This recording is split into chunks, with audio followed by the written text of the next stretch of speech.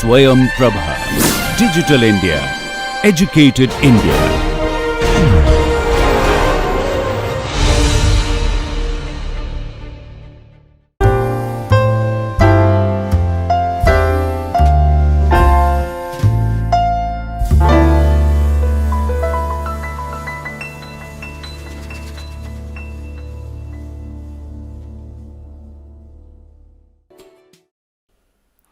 Let me welcome the industrial biotechnology course. Now, after the antibiotics fermentation, let us go to the other area where biotechnology industry contribute a lot. But we know that single cell protein and how we define the single cell protein. Single cell protein is nothing but a microbial protein, as it has the tremendous potentiality in the market.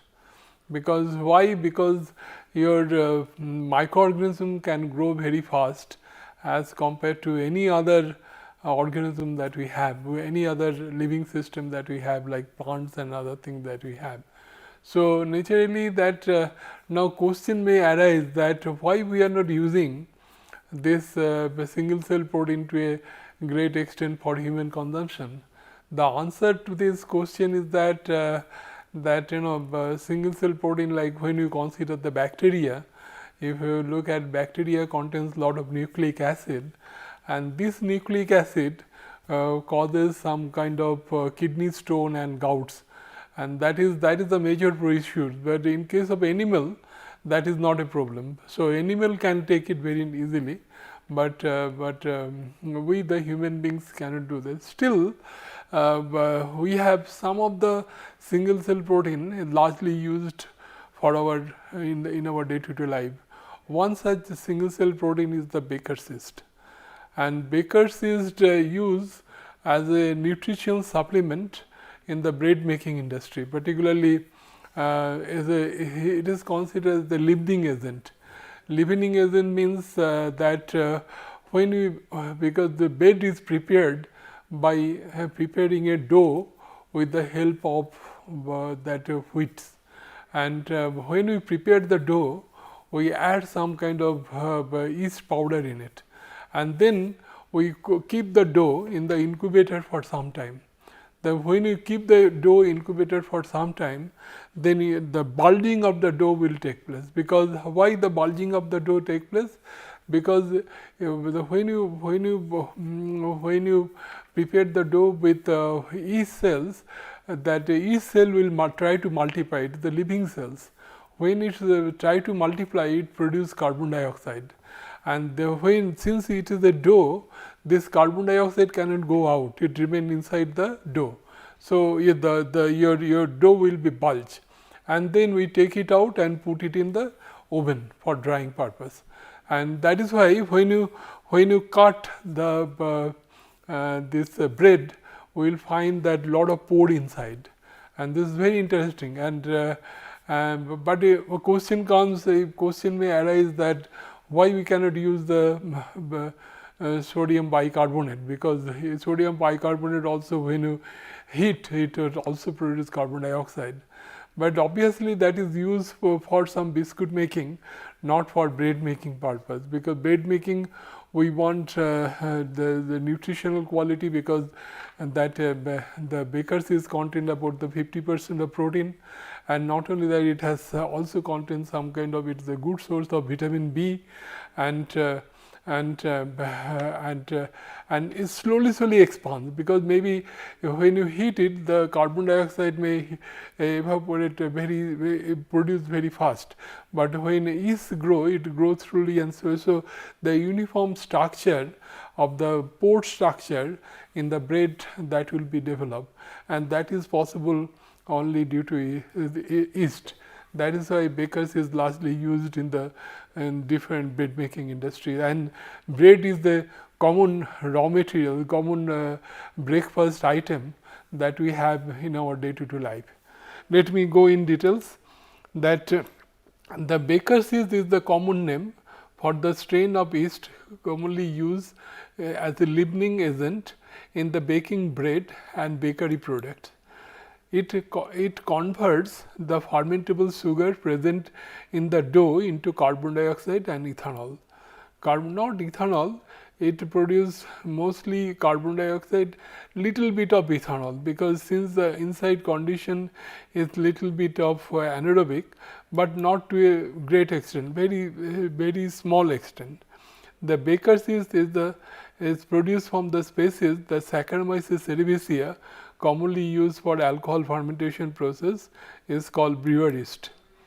Now, yeast looks very nice under the microscope. It has the budding. So, I can show you, I have already told you before also, the yeast has a budding. This is called budding. The small budding that we have, it is a eukaryotic organism, is a source of vitamin, and it has high protein content, about the 50%, and generation time is 80 to 100 minutes. Now, if you look at the history of baker's yeast, it is a very old product, because if you look among different biochemical products, it is the very oldest product. The first report on baker's yeast was given by Mason in the year 1792. The baker's yeast was obtained as a byproduct in alcohol industry. Processes are improved in 1860, which is known as Vienna process, where the cereals were used to produce yeast cells. During World War II, the fishermen then developed the granulated activated dry yeast. I shall discuss about the activated dry yeast, because activated dry yeast can be preserved for longer period of time. German found that the cereal grains can replace the molasses present in the cane sugar, because when I discussed the alcohol fermentation process, then I told that molasses is the good raw materials for the yeast fermentation process. Why? Because it contains a good amount of sugar. Also, it contains the vitamin B, which is very much required for the growth of the yeast cells. Now, particularly in Europe, the beet is used as a source of molasses, because in the European country they have the beet as a sweetening agent, and in our country we use the cane as a sweetening for the producing of sugar. Now, this yeast under absence, when in absence of oxygen, it ferments to produce alcohol, but in presence of oxygen it produces cell by budding process. This is the budding process, how the multiplication of the cells will take place. Now, this is very nice. You can see how the budding take place, and budding produces change of cells, how the cells they can bind with each other. You can see it. Now, types of baker's yeast. Baker's yeast are classified on the basis of the moisture content. Dry yeast are good choice for long, because that I discuss whenever we produce any kind of product, we have two type of products. So, one is called a short time, another is long time product. Short time product means that which has ready market, but as for example that mostly the baker's yeast is marketed in two different form. One is called compressed yeast, another is active dry yeast. Compressed yeast content about 70% of moisture content, and since it contains the 70% moisture content, so what happens that if you keep it at the room temperature, the bacteria that present in the atmosphere, that will grow very easily on the yeast cells, because it contains lot of vitamin, lot of nitrogen source and carbon sources. That is why it is to be marketed on the refrigerated conditions. So, the bacteria growth will be inhibited, but active dry yeast, the moisture content is about 4%. Under that condition, bacterial growth will be very minimum. So, we can preserve for longer period of time. So, depending on the long time and short time use, that we produce the two different type of yeast cells. So, if you find ready market, we go for compressed yeast production, because we have ready market, but if we have long time market, we go for active dry yeast production. The dry yeast forms are a good choice for long-term storage, often lasting more than a year at room temperature.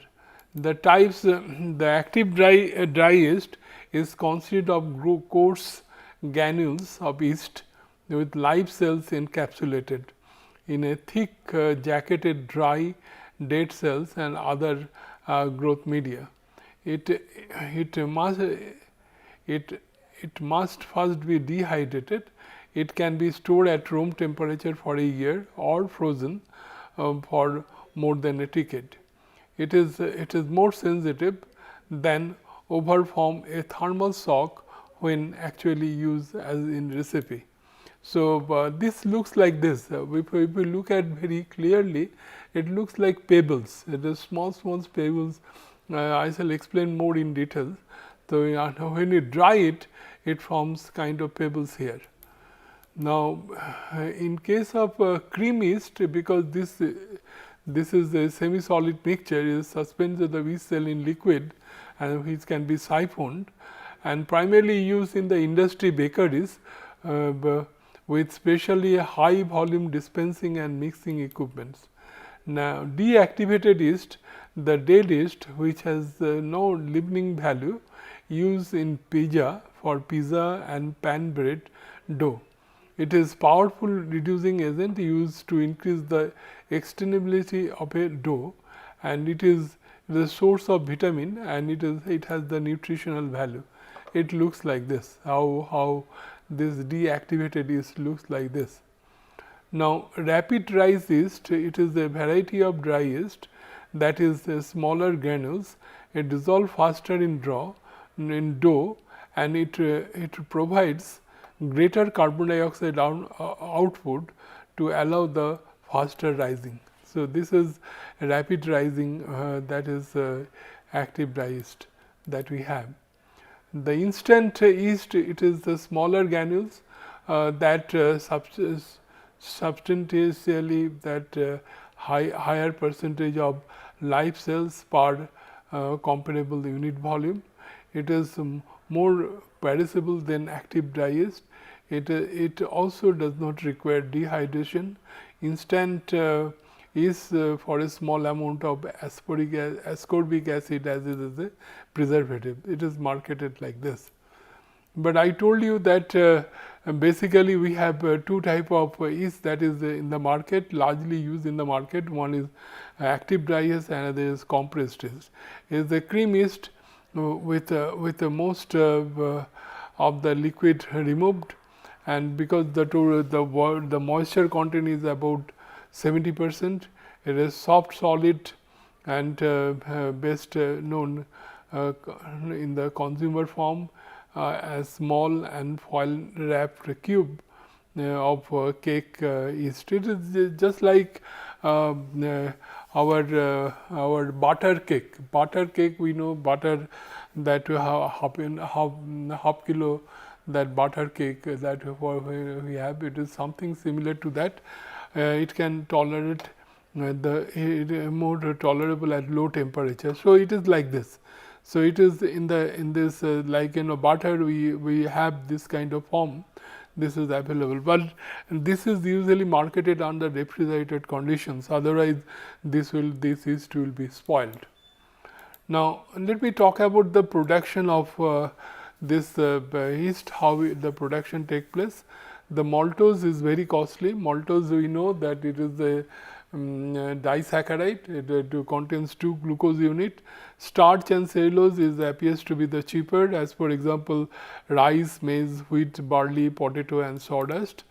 The pre-treatment is essential to aid the release of sugar for both starchy and material and cellulose. And the enzymatic hydrolysis, that is amylase and acid hydrolysis, are used to pre-treat the starch. The cellulose is predominantly pre-treated by acid as to undergo complete hydrolysis with concentrated HCl at room temperature or dilute HCl at higher temperature and pressure. The molasses, the waste, it is not waste, it is a byproduct of the sugar industry. It is widely used as a raw materials for the yeast production process. So, apparently it looks like that starchy and this cellulosic material appears to be the cheaper, but only the problem is that we require to have some kind of pre-treatment before we can utilize this material for the growth of the yeast cells. But in case of the cane molasses, which is a byproduct of the sugar industry, so you can directly use for the growth of the yeast cells.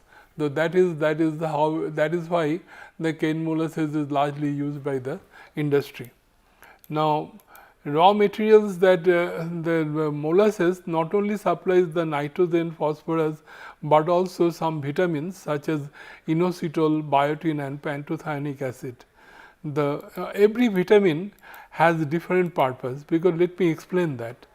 The biotin, because I told you that every cell has a life cycle like this. We have lag phase, we have log phase, stationary phase and death phase. Now, this lag phase, this is considered as the lag phase.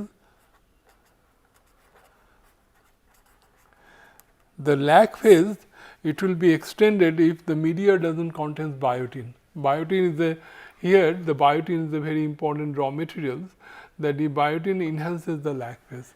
Now, if the biotin enhances the lag phase, that means your time of fermentation increases to a great extent. But in absence of inositol, the organism relucts to ferment sugar. So, your organism will not ferment sugar.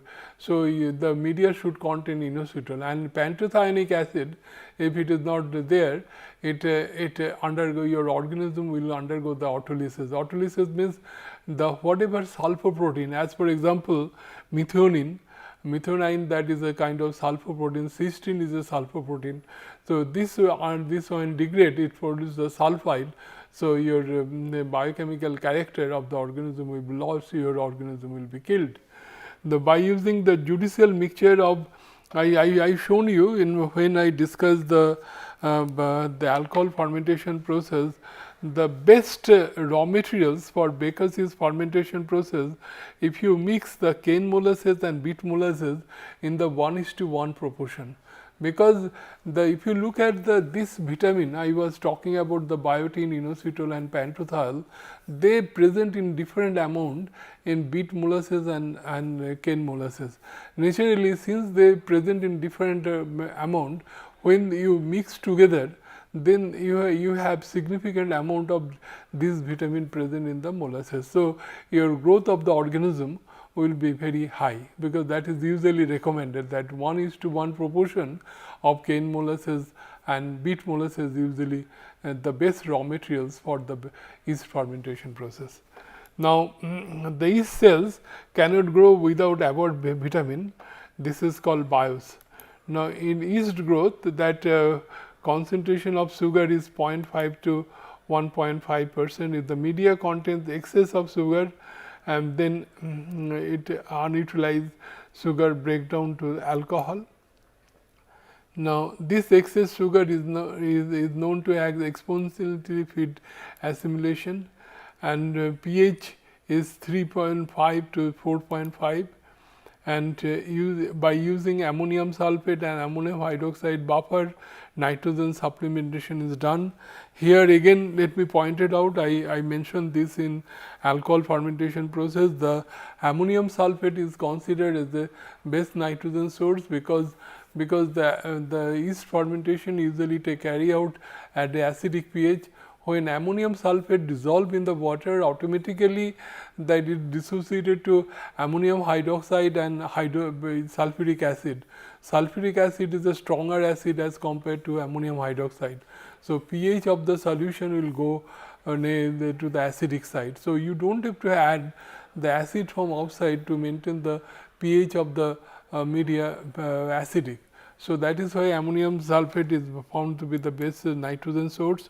Lactic acid bacteria is usually used in the yeast fermentation process. Now, this is very important, because when I discuss about the lactic acid fermentation process, then I mentioned the one important property of lactic acid is that it is a good preservative. And I have given the example that cheese production, that I will discuss the cheese afterwards. And the cheese is a kind of product, is the kind of process, cheese making is kind of process through which you can preserve the milk, protein and fat for longer period of time. Now, question comes that if when milk is the best food as per human beings is concerned, because the protein is the animal protein.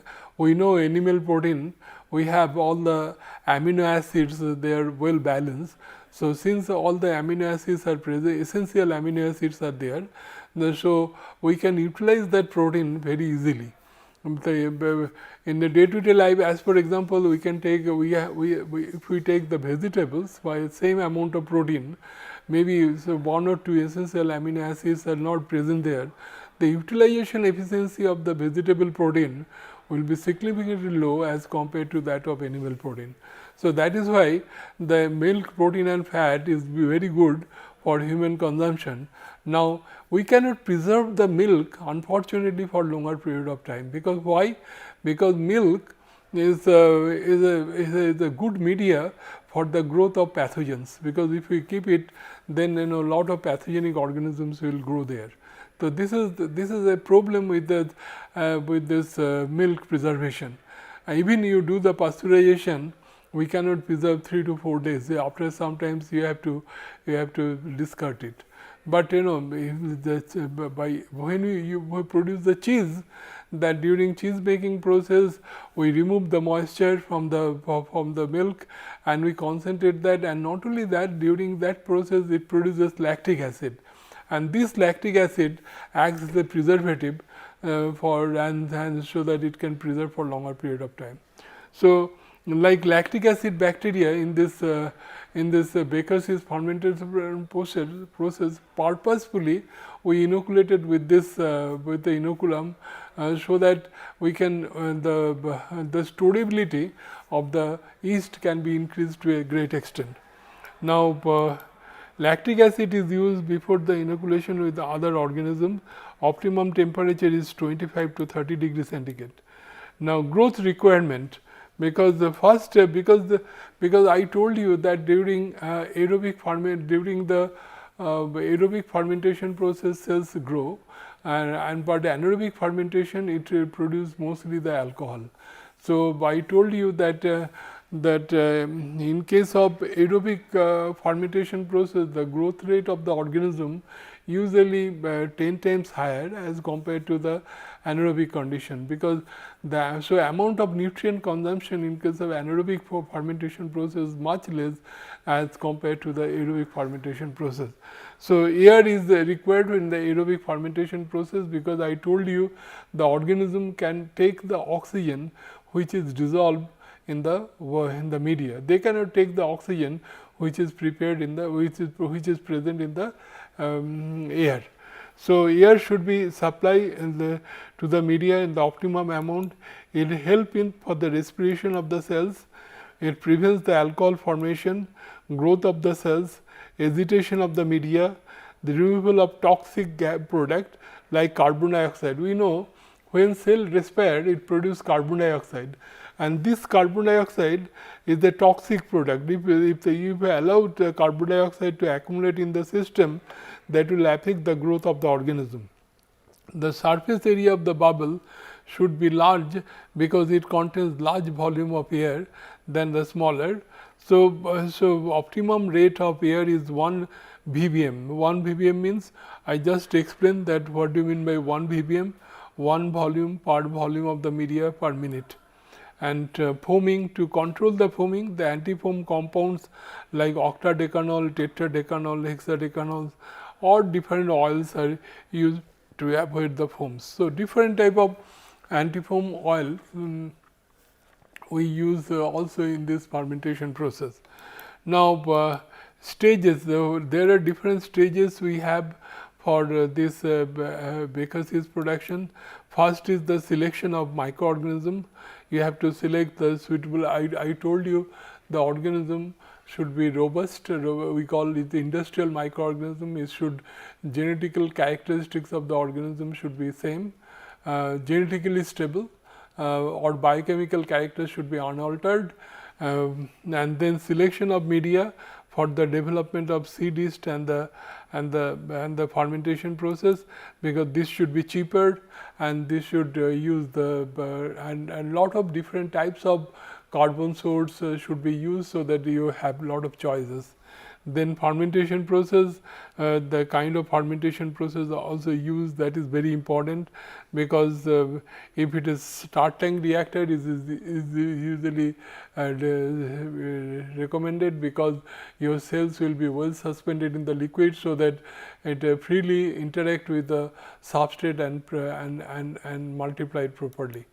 Then the separation of the yeast cells, that is also very important, that how you can easily separate the yeast cells from this and dewatering of the yeast cell. After that, you have to remove the water content and packaging. And this I shall show you that one thing I want to highlight here, that suppose yeast cells, when you remove the water, then I showed you that kind of compressed is that it produces some kind of block. Now, yeast cells are the segregated cells. If you want to, even you compress it and you want to produce some kind of block, then what will happen? As soon as you want to, it will break, because you know that the cells, they don't have the binding characteristics. So we add some kind of binder to it, like an agar, pectin, different type of binder that use, so that it can hold the cell together, and then and only then we can form the blocks. So this is in practice and distributed under the refrigerated conditions. So let me tell you that that whole process, how this compressed yeast and the active dry yeast, actually the production take place. That is the seed yeast we prepared, because this is the unicellular cells. So we can easily prepare the culture very nicely in the lab, R&D lab, and then we take this culture in the form of seed can. We take it to the inoculum and transfer in the inoculum vessel under aseptic conditions, and this is the aerobic fermentation process. We take molasses as a media, and then when you have, and this capacity of this should be 5 to 10% as compared to production fermenter, and then we transfer to the production fermenter. In the production fermenter, we take molasses. Here the molasses, the raw materials that we transferred here. Then after the production is over, we cool that, and after that we pass it to the filter press. I shall show you that how the filter, I have already showed you, and previously I shall show you again how we use the filter press. Then we add some kind of binder, so that we can hold the cell together. We mixer and extruder. I shall show you the extruder. Extruder means we force the material to pass through the small orifice, and then we do the packing here, and we get the compressed yeast, and storage is 3 to 5 degrees centigrade. But when we produce the active dry yeast, we do we pass it through the dryer. We cut it in the small sizes to increase the surface area. So the rate of drying will be we know the rate of drying depends on the surface area. More surface area, more will be drying, and not only depends on temperature, surface also plays very important role. After drying, it contains about 4% of moisture. We do packaging mostly in the polythene package, and then we have the active dry. If we keep it in the cold, we can store for a couple of years. If we keep in the normal temperature, we can store for a year only. So this is how the compressed and active dry yeast can be produced. I shall tell more details in my next lecture. And what I try to tell you here, that what is the importance of the bakers is, because bakers is mostly used for the bread making industry, and it is used for the leavening purpose. It has several purposes, not only for leavening purpose, it is used for as a source of protein, as a source of vitamin, which increase the nutritional quality of the bread.